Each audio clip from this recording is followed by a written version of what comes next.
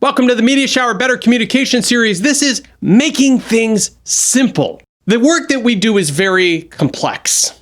It's hard. We have to communicate very difficult, abstract, technical, and financial concepts. And in so doing, we have to strive for simplicity. Here's one of my favorite drawings by Picasso, where he starts with a sketch of a bull and gradually simplifies it into its bare essence.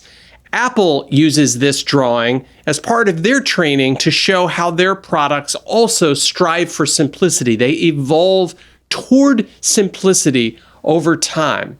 And in the communication sphere, when doing our content, we have to strive for the same level of simplicity. But simple is hard. Making things simple is actually quite difficult. And this is the great psychologist Steven Pinker, and he talks about the curse of knowledge.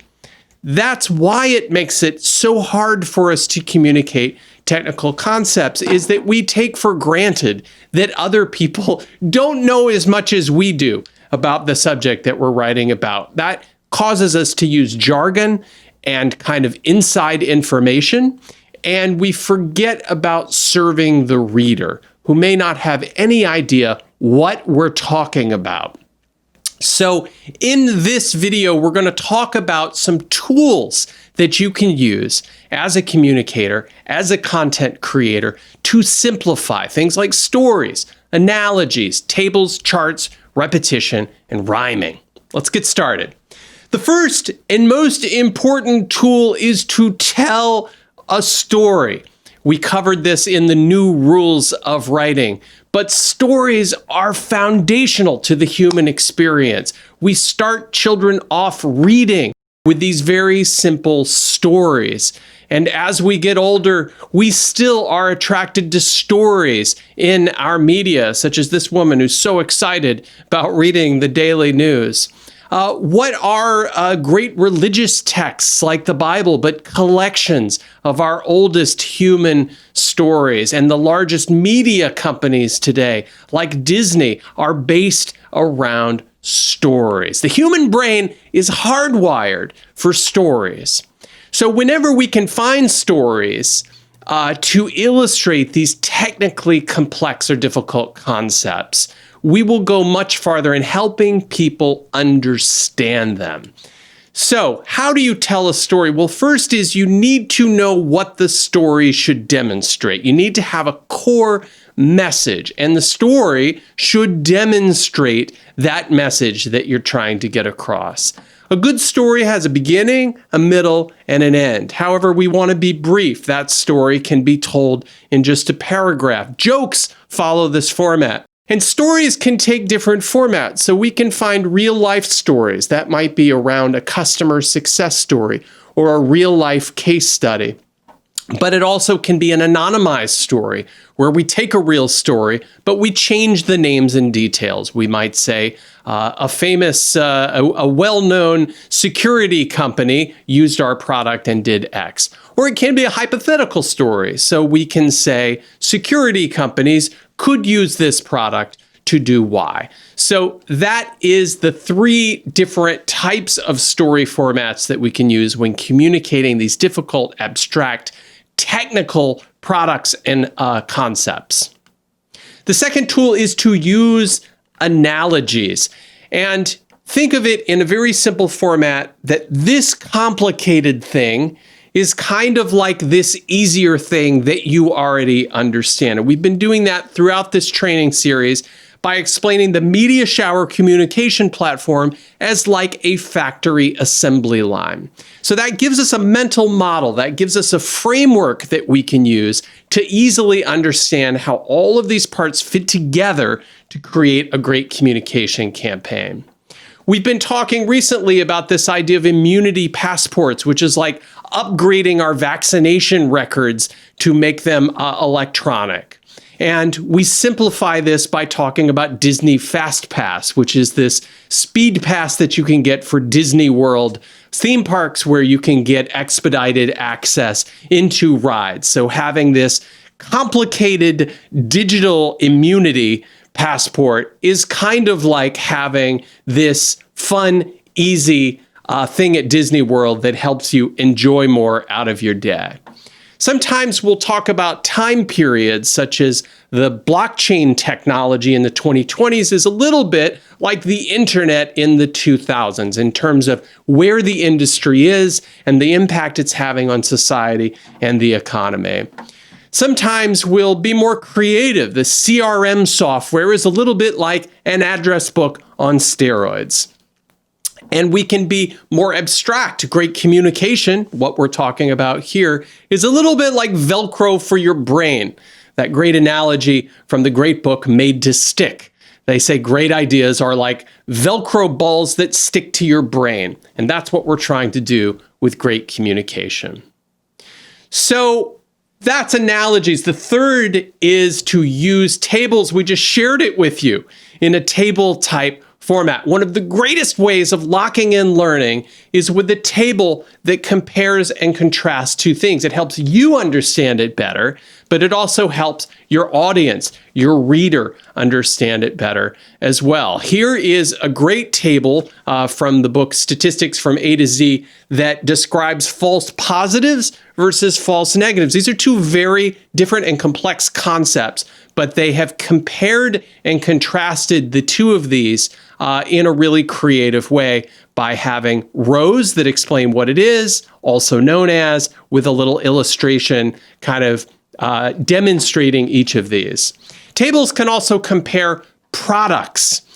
We use this a lot for top products in an industry. We also use it for top books or top conferences, things like that, to compare a lot of similar things across a range of different criteria. Tables are effective, especially if they're put at the top of a piece of content, at the top of a blog post, at the top of an article, where Google can easily read them, but also your readers can easily get the summary snapshot as soon as they load that piece of content.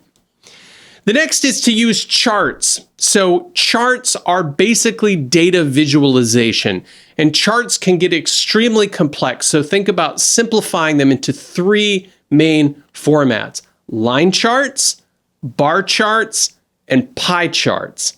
That's it. Line charts, bar charts, and pie charts. And you want to keep them as simple as possible with just one or maybe two separate data series. In other words, one or two separate lines or stacked bars or bars side to side. Okay? And they're used for different things. A line chart will typically show data over time. So sales growth or market penetration over time. A pie chart shows percentages. So when you want to show a whole, 100%, and how that breaks down, how the pie is sliced, that's where you want a pie chart. And bar charts will show comparison. So when you're trying to show different countries and how they measure up, for example, or different segments of the population, a bar chart is your best bet. And as a content creator at Media Shower, if you just pull the data in Excel, we will create this for you. So it might look something like this, a very simple Excel sheet or Google sheet where you've got the criteria and then you've got the numbers here over time, either as a time series or by product category. You can put together a simple chart in Excel and we can rework this for you, or you can just give us the data and we'll take it from there. That's charts and the three kinds that you want to use. The next way to simplify is to use rhymes. Again, the human brain is hardwired for rhymes.